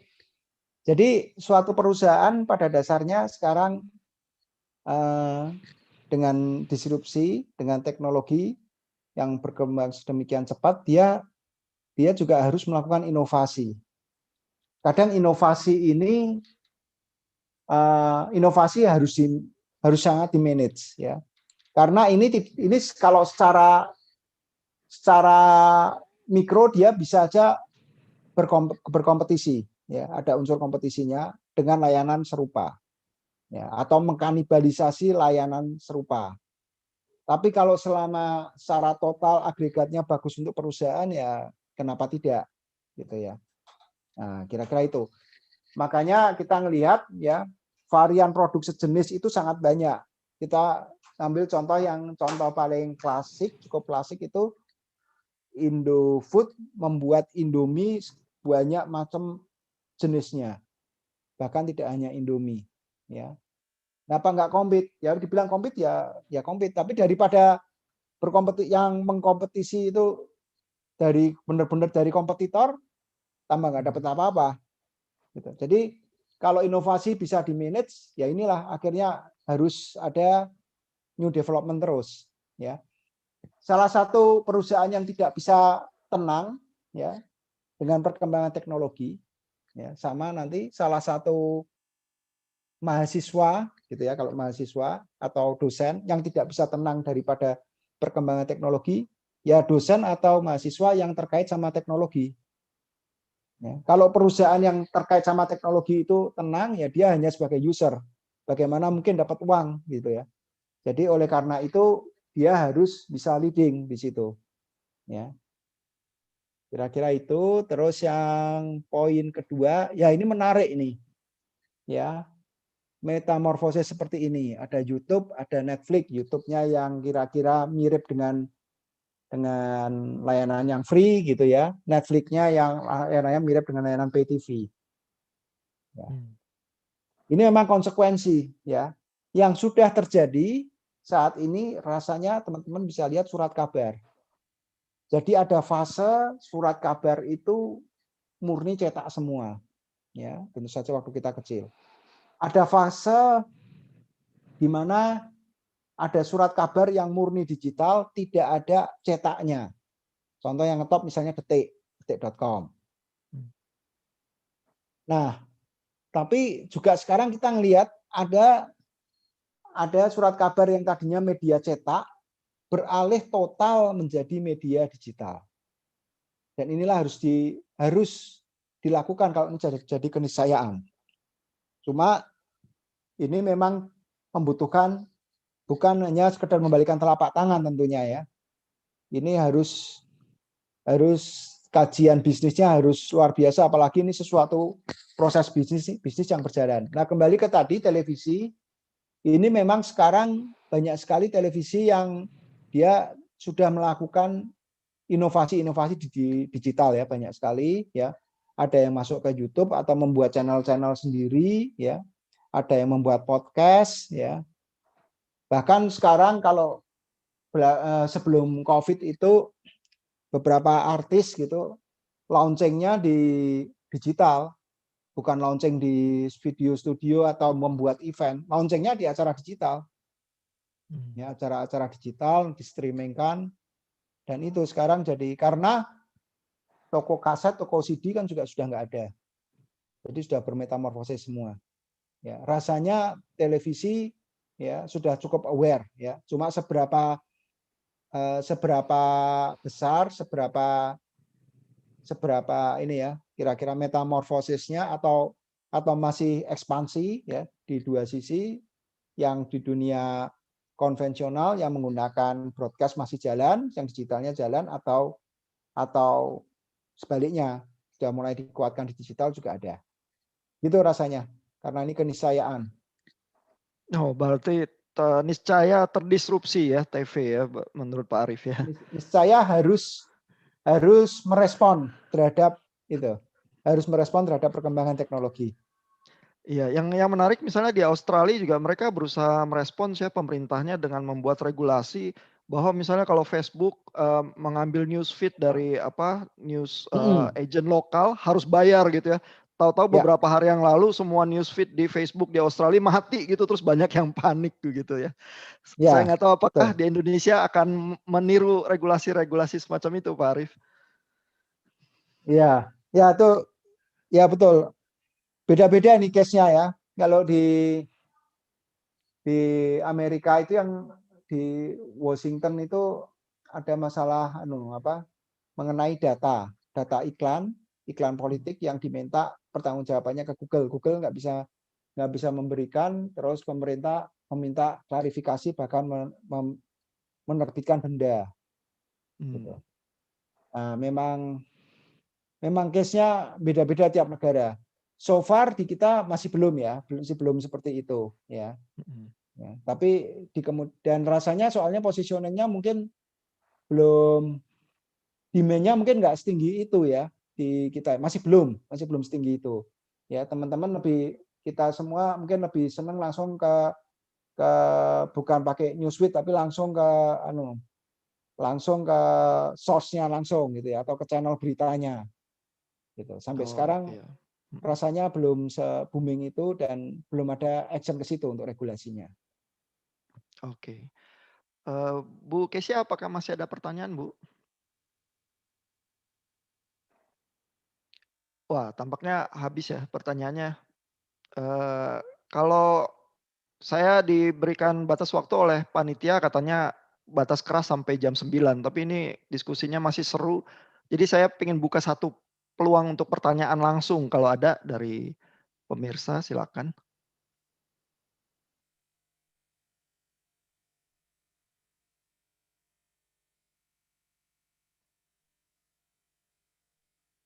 Oh, ada satu kata Bu Kesia. Ya, silakan Bu.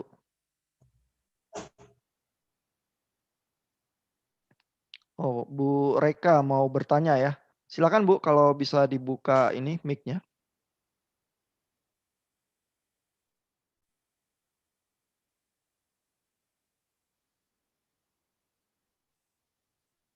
Oh, nggak bisa buka mic-nya. Mau ditulis Bu di chat pertanyaannya? Atau ke Bu Kesia juga bisa?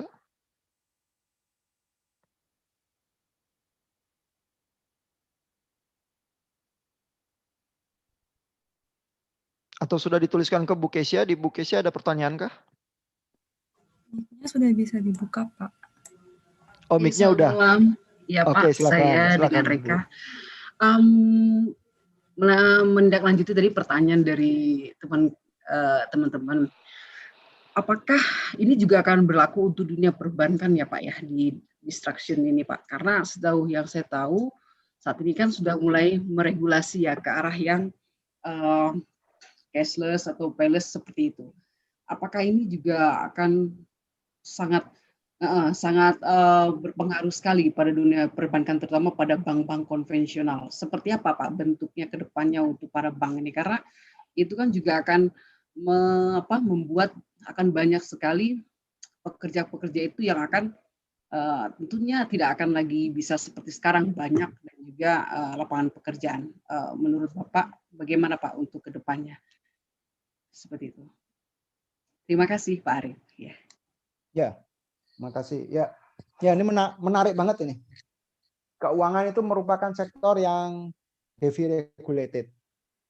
Ya, tapi di satu sisi juga inovasinya sangat luar biasa. Ya. Yang paling ramai mungkin saya sorotin ada dua itu ya. Terkait micro payment ya, micro lending ya.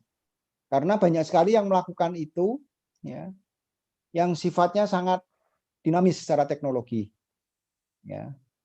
Nah, misalnya micro payment itu banyak dilakukan ya, yang berminat dan terus tentu saja harus mengurus izin ya ke pemerintah gitu.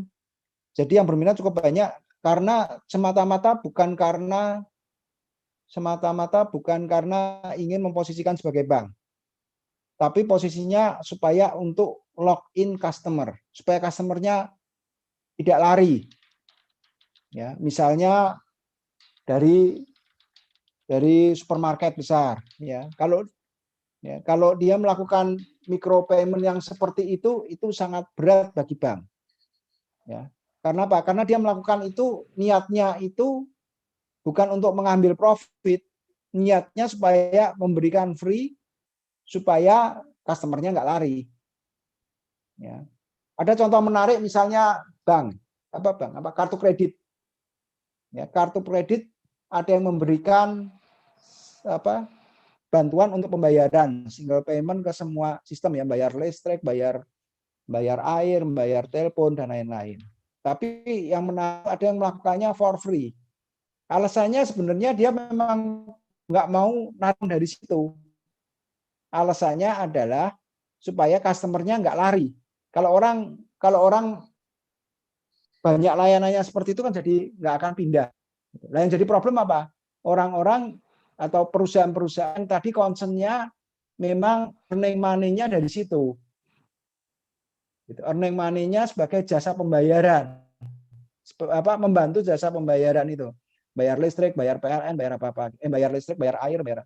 Nah, ketika kartu kredit yang melakukan itu for free, ya, itu jadi disruptor. Gitu.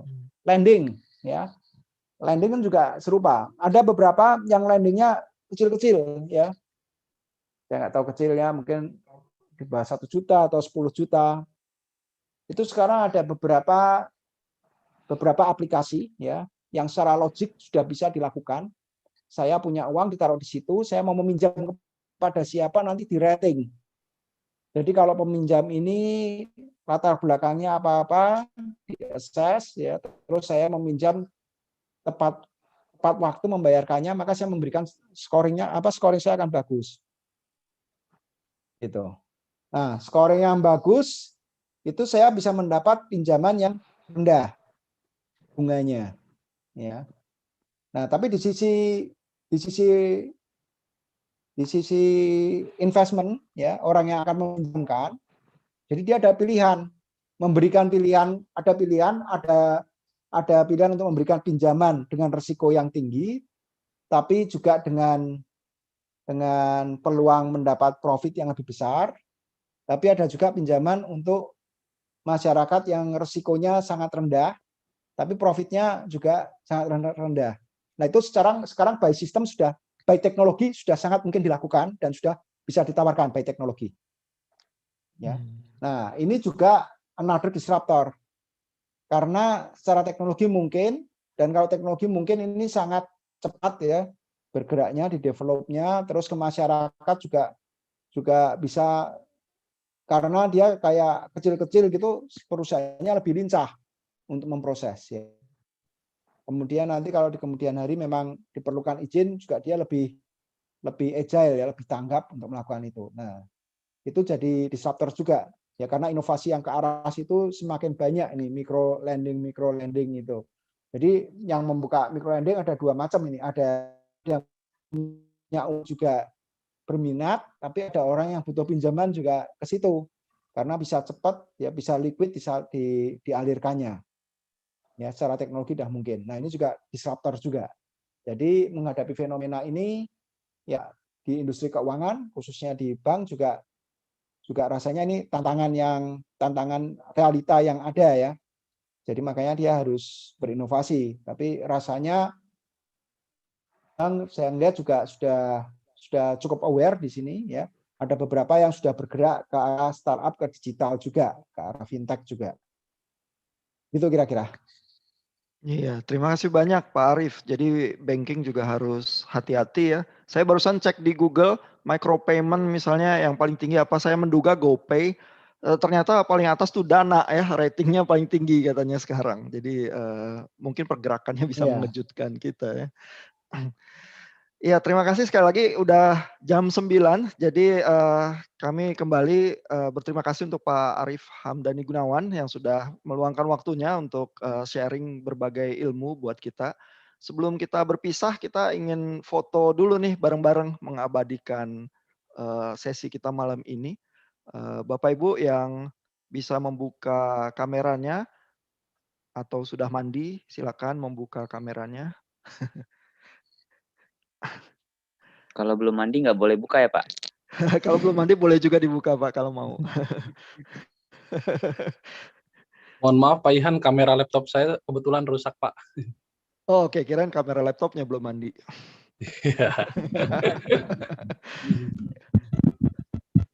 Ini ada Pak Amri nih ya yang siap-siap untuk mengabadikan kita ya. Pak Amri, silakan, kita dikasih aba-aba Pak.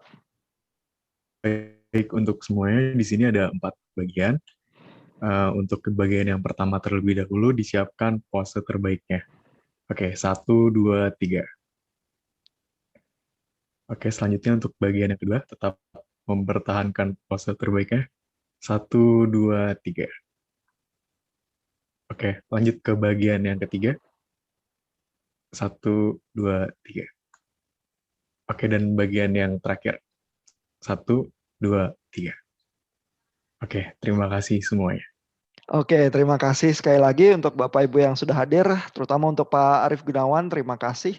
Dari Pak Henry ada pesan-pesan untuk kita Pak sebelum kita berpisah?